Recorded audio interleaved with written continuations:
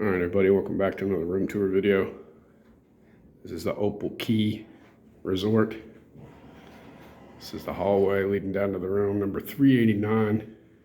It's an oceanfront balcony king room. They'll give you wristbands and keys.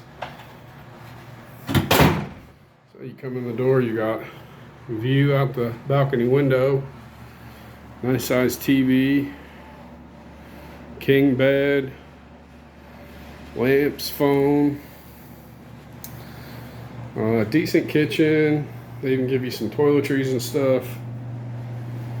Bathroom, nice shower head, even give you shower stuff. Things very clean. Seems like it's well kept. Air conditioner's working good. They give you a ceiling fan in this room. Ice bucket. Plenty of place to keep clothes. You got your mini fridge. They give you coffee pods, a Keurig machine, safe.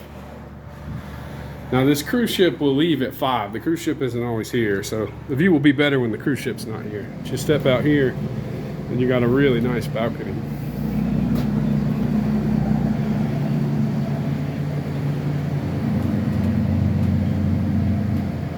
Great view. This is what you pay for here.